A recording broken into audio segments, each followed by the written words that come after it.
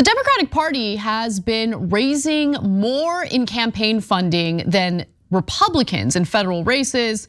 And now Senate Republicans have decided maybe we should just find candidates who are independently wealthy on their own. That way the competition between which party can raise the most won't matter as much. Now, let me just say, there are no winners in this story, okay? It is not a good thing that the Democratic Party is raising more money from Republicans, because understand what that means. That means they're taking more money in legal bribes. So when you're wondering why it is that Democrats only seem to engage in performative nonsense or political theater without actually fighting for the policies they claim they want to fight for, without actually passing economic policies that look out for ordinary Americans and ordinary workers, this is why. Because they're taking bribes from the same people Republicans historically have taken bribes from. Of course, they're legalized bribes because that bribery has been baked into our system thanks to the Supreme Court rulings that made it so. So this is not a win for Democrats, and it's certainly not a win for Democratic voters, because it means that your voice means very little in comparison to the corporate donors that shell out unlimited campaign funds for the Democratic Party. With that said though, let's go to what Republicans are up to, because they're like, I don't know, man, I don't know. Instead of like having some, proxy, some politician who is essentially the puppet of corporate interests, why don't we just have corporate interests run? Why don't we just do that? It's amazing. At least 10 candidates with sizable net worth are seriously considering self-funded Senate campaigns in more than a half dozen swing states, many of them at the behest of the National Republican Senatorial Committee. Now, this piece in Politico doesn't really explain why the Republican Party is having more and more difficulty in raising money from donors. But I do find it interesting that they're like, let's just cut the middlemen out. Like let's just have the corporations run. Let's have a representative from the corporations run for political office. Now, there have been some specific names laid out here. Before I get to them, how much money are we talking about when it comes to the Democratic fundraising versus Republicans? Well, in 2022 alone, Democratic nominees outraised Republicans by $288 million in the six closest Senate races.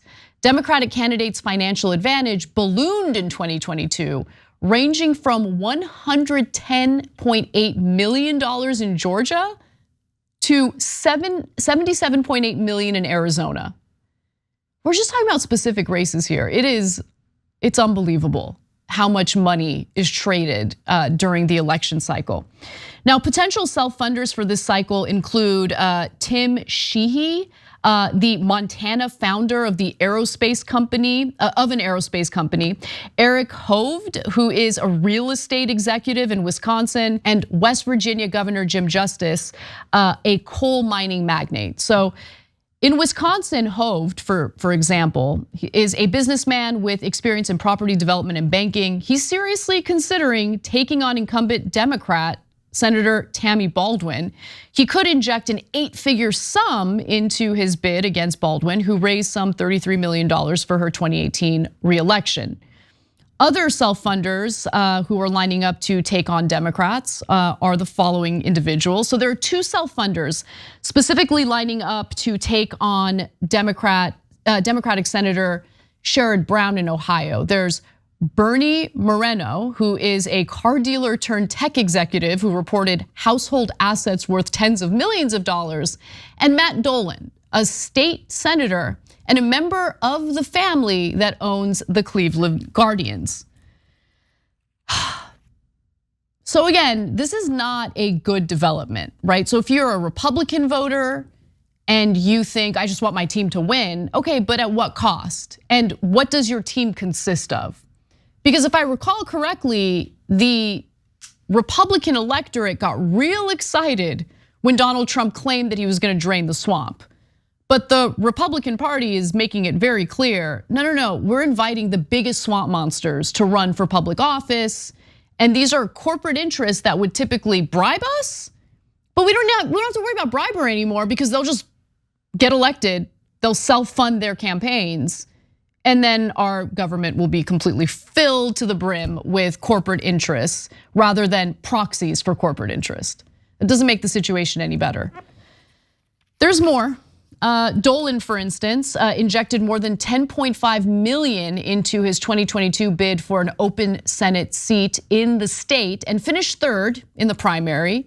Dolan has declared a bid while Moreno is considering one. So you might look at Dolan's history and say, well, I mean, he had all that money and he still lost.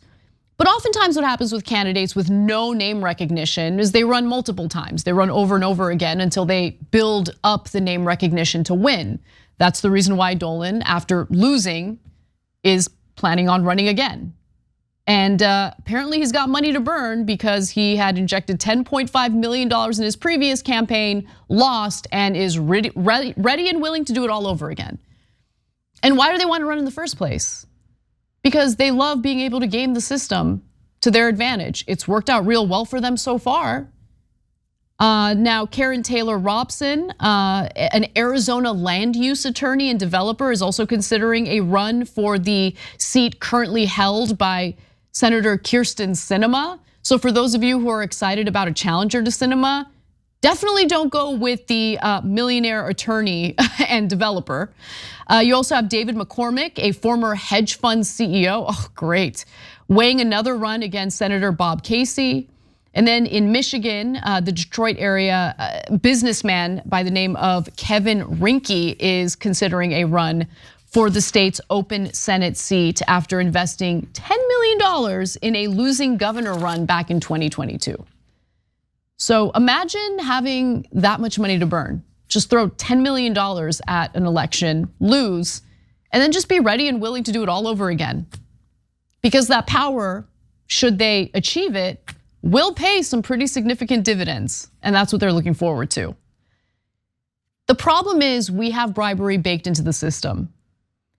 Nothing will get better in the country, regardless of what your most important issue is, whether it be healthcare, whether it be a social issue, it doesn't matter.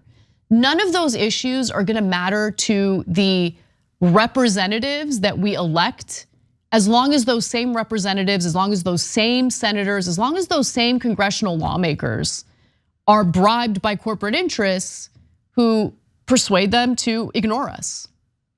Doesn't matter if you have a third party that you can vote for. What's gonna stop the third party from getting corrupted by the same moneyed interests? When you have a system that's set up to fail the average voter, it will fail the average voter again and again and again.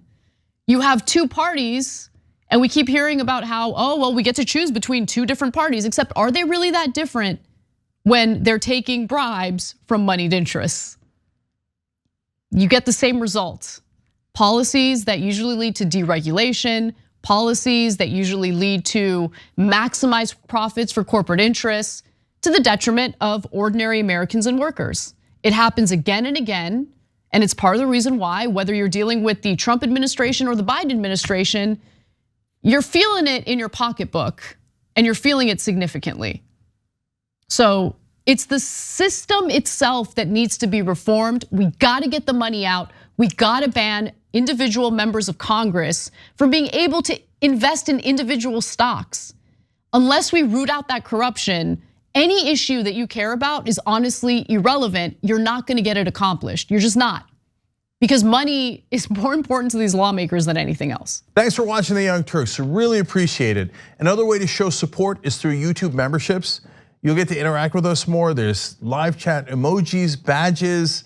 You've got emojis of me, Anna, John, JR. So those are super fun. But you also get playback of our exclusive member-only shows and specials right after they air. So all of that, all you gotta do is click that join button right underneath the video. Thank you.